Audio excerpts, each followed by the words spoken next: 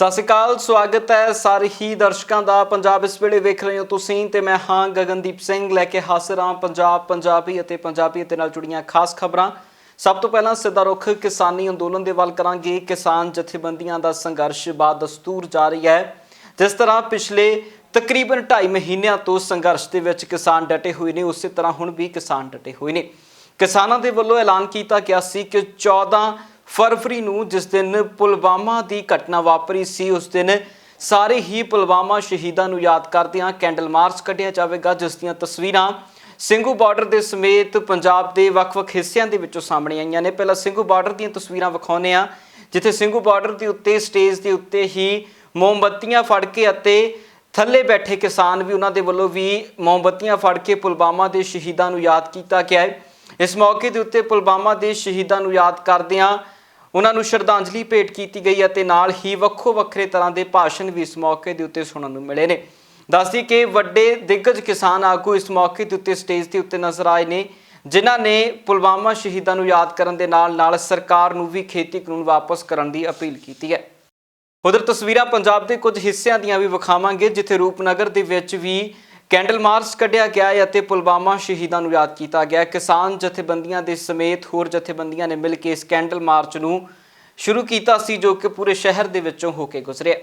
ਅੱਜ ਜੀ ਜਿਹੜਾ ਜੋ ਸੰਯੁਕਤ ਕਿਸਾਨ ਮੋਰਚੇ ਵੱਲੋਂ ਸੁਨੇਹਾ ਸੀਗਾ, ਉਹਦੇ ਵੱਲੋਂ ਸ਼ਹੀਦਾਂ ਦੀ ਜਿਹੜੇ ਹੈਗੇ ਆ ਪੁਲਵਾਮਾ ਦੇ ਸ਼ਹੀਦ 40 ਉਹਨਾਂ ਦੀ ਯਾਦ ਵਿੱਚ ਤੇ ਭਗਤ ਸਿੰਘ ਉਹਨਾਂ ਦੀ ਯਾਦ ਦੇ ਵਿੱਚ ਕੈਂਡਲ ਮਾਰਚ ਕੀਤਾ ਜਾ ਰਿਹਾ, ਜਿਹਦੇ ਵਾਸਤੇ ਨੌਜਵਾਨ ਆਏ ਆ ਅੱਜ ਤੇ ਕਿਸਾਨ ਜਥੇਬੰਦੀਆਂ ਵੀ ਪਹੁੰਚ ਰਹੀਆਂ ਨੇ। ਅਸੀਂ ਉਹਨਾਂ ਦੀ ਯਾਦ ਵਿੱਚ ਮਾਰਚ ਕੱਢ ਰਹੇ ਹਾਂ, ਕੈਂਡਲ ਮਾਰਚ ਕੱਢ ਰਹੇ ਹਾਂ। ਕੇਂਦਰ ਸਰਕਾਰ ਮੰਨੇ ਨਾ ਮੰਨੇ, ਜਿਹੜੇ ਸਾਡੇ ਬਾਰਡਰ ਤੇ ਸ਼ਹੀਦ ਹੋਏ ਆ, ਅਸੀਂ ਉਹਨਾਂ ਦੇ ਸਬੰਧ ਵਿੱਚ ਅੱਜ ਕੈਂਡਲ ਮਾਰਚ ਕੱਢਿਆ ਏ। ਕੇਂਦਰ ਸਰਕਾਰ ਨੂੰ ਤਾਂ ਹੁਣ ਮੰਨਣਾ ਹੀ ਪੈਣਾ, ਮੰਨ ਕੇ ਜਾਊਗੀ। ਉਹ ਸਾਡੀ ਕਿੰਨੀ ਦੁਖਦਾਈ ਘਟਨਾ ਹੈ ਕਿ ਸਾਡਾ ਮਜ਼ਦੂਰ ਜ਼ਿਮੀਂਦਾਰ ਇੰਨੇ ਮਰ ਗਏ, 250 ਦੇ ਕਰੀਬ ਹੋ ਚੱਲੇ। ਇਹਨਾਂ ਪਰ ਇੱਕ ਵੀ ਬਿਆਨ ਮੋਦੀ ਅਮਿਤ ਸ਼ਾਹ ਨੇ ਕਿਸੇ ਨੇ ਨਹੀਂ ਦਿੱਤਾ।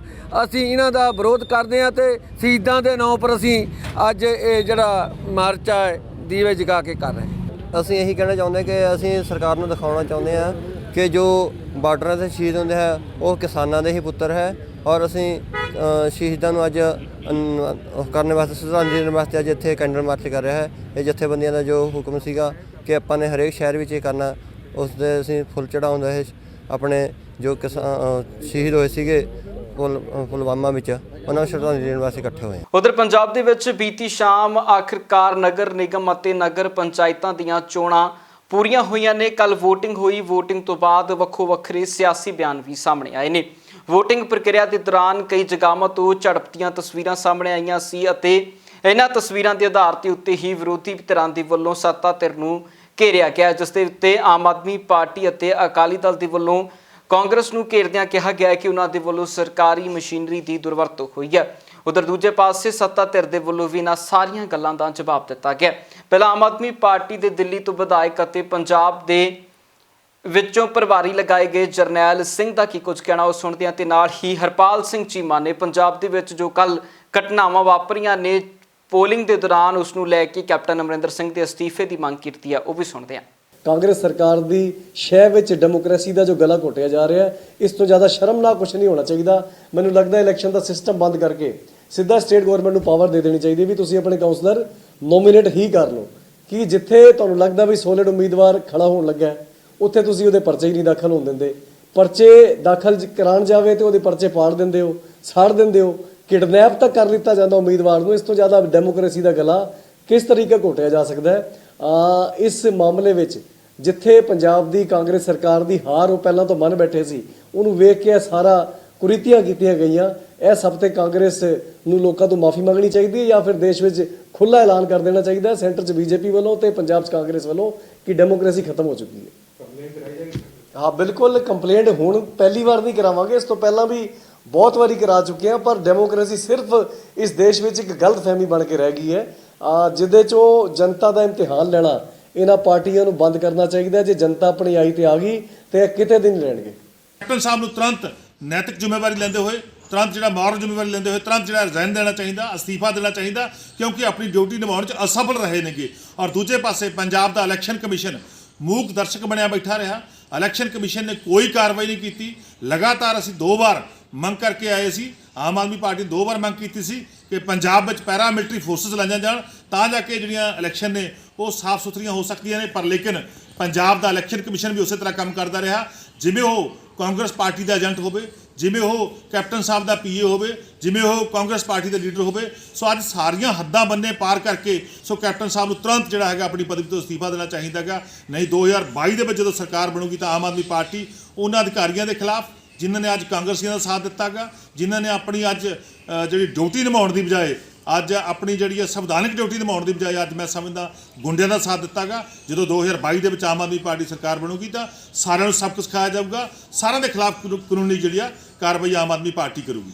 ਉਧਰ ਵਿਰੋਧੀਆਂ ਦਾ ਜਵਾਬ ਕੈਪਟਨ ਅਮਰਿੰਦਰ ਸਿੰਘ ਦੇ ਵੱਲੋਂ ਕਾਂਗਰਸ ਦੇ ਵਿਧਾਇਕ ਰਾਜਕੁਮਾਰ ਵੇਰਕਾ ਨੇ ਦਿੱਤਾ ਹੈ। ਰਾਜਕੁਮਾਰ ਵੇਰਕਾ ਦਾ ਕਹਿਣਾ ਹੈ ਕਿ ਪੂਰੇ ਪੰਜਾਬ ਦੇ ਵਿੱਚ ਕੁਝ ਕੁ ਜਗ੍ਹਾਵਾਂ ਨੂੰ ਛੱਡ ਕੇ ਸਾਰੀਆਂ ਜਗ੍ਹਾਵਾਂ ਦੇ ਉੱਤੇ ਸ਼ਾਂਤੀ ਅਤੇ ਅਮਨ ਦੇ ਨਾਲ VOTING ਹੋਈ ਹੈ। ਇਸ ਕਰਕੇ ਸਾਡਾ ਪ੍ਰਸ਼ਾਸਨ ਅਤੇ ਸਰਕਾਰ ਸ਼ਲਾਘਾਯੋਗ ਕੰਮ ਲਗਾਤਾਰ ਕਰਦੀ ਜਾ ਰਹੀ ਹੈ।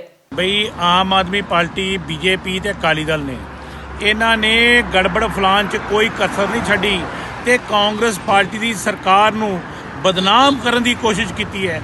ਇਲੈਕਸ਼ਨ ਕਮਿਸ਼ਨ ਤੇ ਪ੍ਰਸ਼ਾਸਨ ਨੂੰ ਬਦਨਾਮ ਕਰਨ ਦੀ ਕੋਸ਼ਿਸ਼ ਕੀਤੀ ਹੈ। ਮੈਂ ਪ੍ਰਸ਼ਾਸਨ ਨੂੰ ਵਧਾਈ ਦਿੰਦਾ, ਇਲੈਕਸ਼ਨ ਕਮਿਸ਼ਨ ਨੂੰ ਵਧਾਈ ਦਿੰਦਾ, ਲੇਕਿਨ ਪੰਜਾਬ ਦੇ ਲੋਕਾਂ ਨੂੰ ਇੱਕ ਗੱਲ ਪੁੱਛਣਾ ਚਾਹੁੰਦਾ। ਅੱਜ 700 ਤੋਂ ਵੱਧ ਬੂਥਾਂ ਤੇ ਇਲੈਕਸ਼ਨ ਹੋ ਰਹੀ ਹੈ, 10-15 ਬੂਥਾਂ ਤੇ ਸ਼ਿਕਾਇਤਾਂ ਹੈ ਔਰ 700 ਤੋਂ ਜ਼ਿਆਦਾ ਬੂਥਾਂ ਦੇ ਉੱਪਰ ਅਮਨ ਅਮਾਨ ਦੇ ਨਾਲ ਇਲੈਕਸ਼ਨਾਂ ਹੋਈਆਂ, ਪੀਸਫੁਲ ਇਲੈਕਸ਼ਨਾਂ ਹੋਈਆਂ।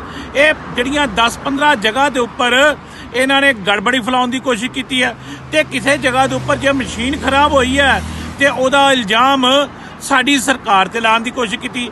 ਬਈ ਮਸ਼ੀਨਾਂ ਇਹ ਸਰਕਾਰ ਨੇ ਭੇਜੀਆਂ, ਇਹ ਮਸ਼ੀਨਾਂ ਇਲੈਕਸ਼ਨ ਕਮਿਸ਼ਨ ਨੇ ਭੇਜੀਆਂ। ਜੇ 700-800 ਮਸ਼ੀਨਾਂ ਦੇ ਵਿੱਚੋਂ ਕੋਈ 1-2 ਮਸ਼ੀਨ ਖਰਾਬ ਹੋ ਗਈ, ਭਾਈ ਦੁਬਾਰਾ ਫੇਰ ਠੀਕ ਹੋ ਗਈ, ਉੱਥੇ ਪੋਲਿੰਗ ਫੇਰ ਹੋ ਗਈ। ਤੇ ਮੈਂ ਸਮਝਦਾ ਕਿ ਪੰਜਾਬ ਦੇ ਵਿੱਚ ਅਮਨ ਦੇ ਨਾਲ ਇਲੈਕਸ਼ਨ ਹੋਈ ਹੈ। ਇਹ ਗੜਬੜੀ ਫੈਲਾਉਣ ਦੀ ਜਿਹੜੀ ਕੋਸ਼ਿਸ਼ ਹੈ, ਇਹ ਅਕਾਲੀ ਦਲ, ਬੀਜੇਪੀ ਤੇ ਆਮ ਆਦਮੀ ਪਾਰਟੀ ਦਾ ਮੈਚ ਫਿਕਸਿੰਗ ਹੈ। ਇਹ ਮਿਲੀ ਭੁਗਤ ਦੇ ਨਾਲ ਸਰਕਾਰ ਨੂੰ ਬਦਨਾਮ ਕਰਨ ਦੀ ਕੋਸ਼ਿਸ਼ ਕੀਤੀ ਹੈ। ਇਹ ਤਿੰਨੇ ਹੀ ਜ਼ਮਾਨਤ ਜ਼ਬਤ ਪਾਰਟੀਆਂ। ਤੇ ਉਧਰ ਰੁਕ ਕਰੀਏ ਬੀਤੇ ਦਿਨ ਦੀਆਂ ਉਹਨਾਂ ਤਸਵੀਰਾਂ ਦੇ ਵੱਲ ਜੋ VOTING ਪ੍ਰਕਿਰਿਆ ਦੇ ਦਰਮਿਆਨ ਸਾਹਮਣੇ ਆਈਆਂ ਨੇ।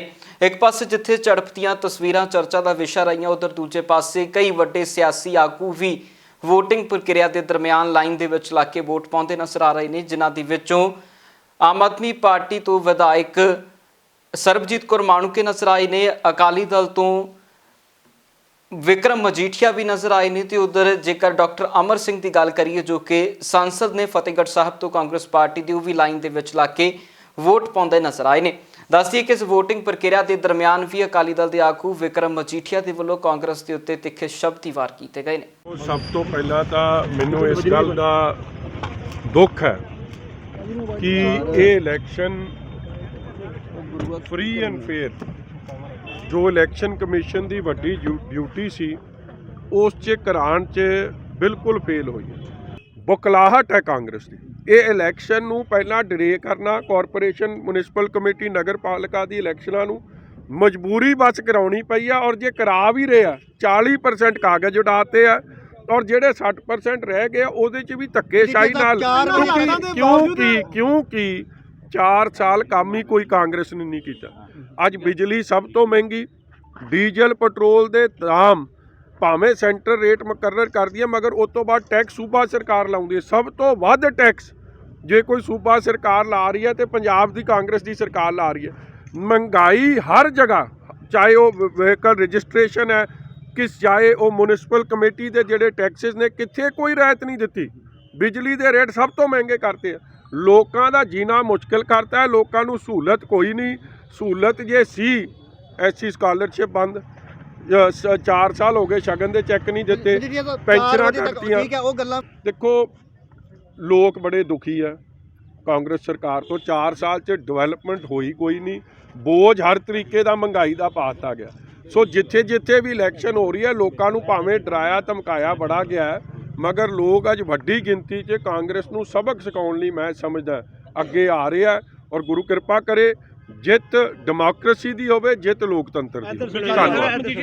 ਬੀਜੇਪੀ ਦਾ ਕੀ ਫਿਊਚਰ ਦੇਖਦੇ ਹੋ ਨਾ ਇਲੈਕਸ਼ਨ? ਬੀਜੇਪੀ ਦਾ ਕੀ ਫਿਊਚਰ ਦੇਖਦੇ ਹੋ? ਦੇਖੋ ਫਿਊਚਰ ਟੈਲਰ ਤਾਂ ਤੁਸੀਂ ਹੋ, ਮੈਂ ਕੀ ਦੇਖ ਕਹਿ ਸਕਦਾ। ਸਰਕਾਰ ਵੱਲੋਂ ਰੋਡ ਟੈਕਸ ਜਿਹੜਾ ਹੈ ਇੱਕਦਮ ਵਧਾ ਦਿੱਤਾ ਗਿਆ। ਬਿਲਕੁਲ ਇਹ ਹਰ ਤਰੀਕੇ ਦਾ ਬੋਝ ਪਾਇਆ ਜੀ। ਬਿਜਲੀ ਦੇ ਰੇਟ ਵਧਾ ਦਿੱਤੇ ਗਏ, ਰੋਡ ਟੈਕਸ ਪਾ ਦਿੱਤਾ ਗਿਆ, ਡੀਜ਼ਲ ਪੈਟਰੋਲ ਦੇ ਟੈਕਸ ਸਭ ਤੋਂ ਵੱਧ ਪੰਜਾਬ 'ਚ ਵਸੂਲੇ ਜਾ ਰਹੇ ਆ। 30 ਰੁਪਏ ਪ੍ਰਤੀ ਲੀਟਰ ਪੈਟਰੋਲ ਤੇ 21 ਰੁਪਏ ਪ੍ਰਤੀ ਲੀਟਰ ਡੀਜ਼ਲ ਤੇ। ਲੋਕਾਂ ਤੇ ਤਾਂ ਬੋਝ ਹੀ ਬੋਝ। ਉਧਰ ਸ਼੍ਰੀ ਫਤਿਹਗੜ੍ਹ ਸਾਹਿਬ ਤੋਂ ਸਾਂਸਦ ਡਾਕਟਰ ਅਮਰ ਸਿੰਘ ਦੇ ਵੱਲੋਂ ਦਾਅਵਾ ਕੀਤਾ ਗਿਆ ਹੈ ਕਿ ਇਸ VOTING ਪ੍ਰਕਿਰਿਆ ਦੇ ਦਰਮਿਆਨ ਹੀ ਅਸੀਂ ਇਸ ਗੱਲ ਦਾ ਦਾਅਵਾ ਕਰਦੇ ਹਾਂ ਕਿ 2022 ਦੇ ਵਿੱਚ ਕਾਂਗਰਸ ਦੀ ਸਰਕਾਰ ਫਿਰ ਤੋਂ ਬਹੁਮਤ ਦੇ ਨਾਲ ਆਏਗੀ।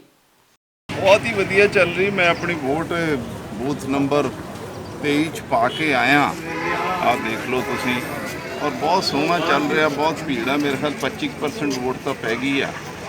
ਔਰ ਅਸੀਂ ਤਾਂ ਬਾਰ-ਬਾਰ ਕਹਿੰਦੇ ਹਾਂ ਅਸੀਂ ਸਵੀਪ ਕਰਨੀ ਹੈ ਇਹ ਇਲੈਕਸ਼ਨ। ਮਿਊਨਿਸਪਲ ਕੌਂਸਲ ਇੱਥੇ ਕਾਂਗਰਸ ਦੀ ਬਣਨੀ ਹੈ। ਬਿਲਕੁਲ ਇਹ ਸੈਮੀਫਾਈਨਲ ਹੈਗਾ। ਤੁਸੀਂ ਦੇਖਿਓ ਸੈਮੀਫਾਈਨਲ ਅਸੀਂ ਕਿੰਨੇ ਵੱਡੇ ਮਾਰਜਨਾਂ ਜਿੱਤਦੇ ਹਾਂ। ਕਾਂਗਰਸ ਦੀ ਸਰਕਾਰ ਬਣੂਗੀ 22 'ਚ। ਅੱਛਾ ਜੀ, ਬਿਲਕੁਲ ਕਾਂਗਰਸ ਦੀ ਸਰਕਾਰ ਬਣੇਗੀ। ਉਧਰ ਪੰਜਾਬੀ ਏਕਤਾ ਪਾਰਟੀ ਦੇ ਪ੍ਰਧਾਨ ਅਤੇ ਭੁਲੱਥ ਤੋਂ ਵਿਧਾਇਕ ਸੁਖਪਾਲ ਸਿੰਘ ਖਹਿਰਾ ਗਾਜ਼ੀਪੁਰ ਬਾਰਡਰ ਪਹੁੰਚੇ ਨੇ। ਗਾਜ਼ੀਪੁਰ ਬਾਰਡਰ ਦੇ ਉੱਤੇ ਪਹੁੰਚਦਿਆਂ ਉਹਨਾਂ ਨੇ ਨਵਰੀਤ ਦੀ ਸ਼ਹੀਦੀ ਨੂੰ ਲੈ ਕੇ ਗੱਲ ਕੀਤੀ ਹੈ। ਦੱਸਦੀ ਕਿ ਨਵਰੀਤ ਉਹੀ ਨੌਜਵਾਨ ਹੈ ਜਿਸ ਦੀ 26 ਜਨਵਰੀ ਦੀ ਘਟਨਾ ਦੇ ਦਰਮਿਆਨ ਮੌਤ ਹੋ ਗਈ ਸੀ। ਉਸੇ ਨਵਰੀਤ ਨੂੰ ਯਾਦ ਕੀਤਾ ਗਿਆ ਹੈ ਤੇ ਉਸ ਦੇ ਲਈ ਸ਼ਹੀਦ ਦਾ ਦਰਜਾ ਵੀ ਮੰਗਿਆ ਜਾ ਰਿਹਾ ਹੈ। ਦੱਸਦੀ ਕਿ ਇਸ ਦਰਮਿਆਨ ਸੁਖਪਾਲ ਸਿੰਘ ਖਹਿਰਾ ਦਾ ਕਹਿਣਾ ਸੀ ਕਿ ਨਵਰੀਤ ਜਾਂਦੇ ਜਾਂਦੇ ਸਭ ਨੂੰ ਇੱਕ ਨਵਾਂ ਰਾਹ ਤੇ ਗਏ ਨੇ। ਇਹਨਾਂ ਨੇ ਇਸ ਮੌਕੇ ਦੇ ਉੱਤੇ ਨਵਰੀਤ ਦੀਆਂ ਤਾਰੀਫਾਂ ਵੀ ਕੀਤੀਆਂ ਤੇ ਨਾਲ ਹੀ ਸਾਰਿਆਂ ਨੂੰ ਇਕੱਠੇ ਹੋ ਕੇ ਕਿਸਾਨੀ ਸੰਘਰਸ਼ ਦੀ ਜਿੱਤ ਲਈ ਵੱਡੇ ਕਦਮ ਚੁੱਕਣ ਦੀ ਵੀ ਗੱਲ ਆਖੀ ਹੈ। ਅੱਜ ਮੈਨੂੰ ਖੁਸ਼ੀ ਇਸ ਗੱਲ ਦੀ ਹੋਈ ਆ ਕਿ ਸਟੇਜ ਉੱਪਰੋਂ ਸੰਯੁਕਤ ਮੋਰਚੇ ਦੇ ਆਗੂ ਆਪ ਅੱਜ ਹਾਜ਼ਰ ਹੋਏ। ਜਿਹੜਾ ਇਨਸਾਫ ਮਾਰਚ ਰੁਦਰਪੁਰ ਤੋਂ ਚੱਲਿਆ ਇੱਥੇ ਪਹੁੰਚਿਆ, ਉਹਨਾਂ ਨੇ ਉਸ ਨੂੰ ਪ੍ਰਵਾਨ ਕੀਤਾ। ਇਹਨਾਂ ਨੂੰ ਅੱਜ ਨਵਰੀਤ ਦੀ ਆਤਮਾ ਨੂੰ ਸ਼ਾਂਤੀ ਮਿਲੀ ਆ ਕਿ ਇਸ ਅੰਦੋਲਨ ਦੇ ਚਲਾਉਣ ਵਾਲਿਆਂ ਨੂੰ ਉਹਨੂੰ ਸ਼ਹੀਦ ਅਪਣਾਇਆ ਵਾ। 17-18 ਦਿਨ ਬਾਅਦ ਦੇਰ ਆਏ ਦਰੁਸਤ ਆਏ। ਅੱਜ ਉਹ ਕਬੂਲਿਆ ਗਿਆ, ਅੱਜ ਉਹ ਦੇਸ਼ ਦਾ ਤੇ ਕੌਮ ਦਾ ਇੱਕ ਸ਼ਹੀਦ ਨੌਜਵਾਨ ਕਰਾਰ ਦਿੱਤਾ ਗਿਆ। ਔਰ ਇਸ ਦੌਰਾਨ ਹਰਦੀਪ ਸਿੰਘ ਡਿਬਡਾਬਾ ਤੇ ਅਸੀਂ ਸਭ ਨੇ ਮਿਲ ਕੇ ਦਿੱਲੀ ਹਾਈ ਕੋਰਟ ਦਾ ਦਰਵਾਜ਼ਾ ਵੀ ਖੜਕਾਇਆ। 26 ਫਰਵਰੀ ਨੂੰ ਅਗਲੀ ਡੇਟ ਤੇ ਦਿੱਲੀ ਪੁਲਿਸ ਸਰਕਾਰ ਨੂੰ ਸਾਰੀ CCTV ਫੁਟੇਜ, ਸਾਰਾ ਇਲੈਕਟ੍ਰੋਨਿਕ ਰਿਕਾਰਡ, ਜੋ ਤੱਥ ਨੇ 26 ਜਨਵਰੀ ਦੇ, ਉਹ ਸਾਰੇ ਪੇਸ਼ ਕਰਨ ਨੂੰ ਅਦਾਲਤ ਨੇ ਕਰ ਦਿੱਤੇ। ਉਹ ਇੱਕ ਕਦਮ ਸਾਡਾ ਉਧਰ ਨੂੰ ਵੀ ਵਧਿਆ। ਪਰ ਮੈਨੂੰ ਦੁੱਖ ਇਸ ਗੱਲ ਦਾ ਵਾ ਕਿ ਇਸ ਦੇਸ਼ ਦੀ BJP ਦੀ ਸਰਕਾਰ, ਜਿਹੜਾ ਹੋਮ ਮਿਨਿਸਟਰ ਨਿਤ ਦਿਨ ਛੋਟੀਆਂ ਵਾਰਦਾਤਾਂ ਦੇ ਉੱਤੇ ਇਨਕੁਆਇਰੀਆਂ ਦੇ ਹੁਕਮ ਦਿੰਦੇ, ਇਹਨਾਂ ਨੂੰ ਨਿਆਇਕ ਜਾਂਚ ਦੇ ਹੁਕਮ ਉਦੋਂ ਦੇਣੇ ਚਾਹੀਦੇ ਸੀ। ਇਸ ਬੱਚੇ ਦਾ ਚਲੇ ਜਾਣਾ ਇੱਕ ਕੀ ਕਹਿੰਦੇ ਆ ਕਿ ਉਹ ਸਾਨੂੰ ਰਾਹ ਦਿਖਾ ਕੇ ਗਿਆ ਵਾ। ਜਿੱਦਾਂ ਹਰਦੀਪ ਸਿੰਘ ਡਿਬਡਬਾ ਨੇ ਕਿਹਾ ਕਿ ਉਹ ਇੱਕ ਨੌਜਵਾਨਾਂ ਨੂੰ ਇੱਕ ਚਾਨਣ ਮੁਨਿਆਰੇ ਦੀ ਤਰ੍ਹਾਂ ਇੱਕ ਰਾਹ ਦਿਖਾ ਕੇ ਗਿਆ। ਉਹਦੇ ਵਾਸਤੇ ਹੁਣ ਸਾਰੇ ਹੀ ਨਵਰੀਤ ਨੇ। ਆਓ ਆਪਾਂ ਸਾਰੇ ਰਲ ਮਿਲ ਕੇ ਇਸ ਇਨਸਾਫ ਦੀ ਲੜਾਈ ਨੂੰ ਅੱਗੇ ਵੀ ਲੈ ਕੇ ਚੱਲੀਏ ਤੇ ਉਸ ਵਾਹਿਗੁਰੂ ਤੇ ਪ੍ਰਮਾਤਮਾ ਦੇ ਚਰਨਾਂ 'ਚ ਅਰਦਾਸ ਕਰੀਏ ਕਿ ਸਾਡਾ ਅੰਦੋਲਨ ਕਾਮਯਾਬ ਹੋਵੇ ਤੇ ਸਾਡੇ ਪੰਜਾਬ ਦੇ ਲੋਕ, ਹਰਿਆਣੇ ਦੇ ਲੋਕ, ਉੱਤਰਾਖੰਡ, UP, ਰਾਜਸਥਾਨ ਸਾਰੇ ਇੱਥੋਂ ਜਿੱਤ ਹਾਸਲ ਕਰਕੇ ਆਪਣੇ ਘਰਾਂ ਨੂੰ ਜਾਣ। ਵੋਟ ਪਾਉਣ ਦਾ ਅਧਿਕਾਰ ਹਰ ਇੱਕ ਨੂੰ ਹੈ ਤੇ ਇਸ ਅਧਿਕਾਰ ਦੀ ਵਰਤੋਂ ਵੀ ਹਰ ਇੱਕ ਨੂੰ ਕਰਨੀ ਚਾਹੀਦੀ ਹੈ।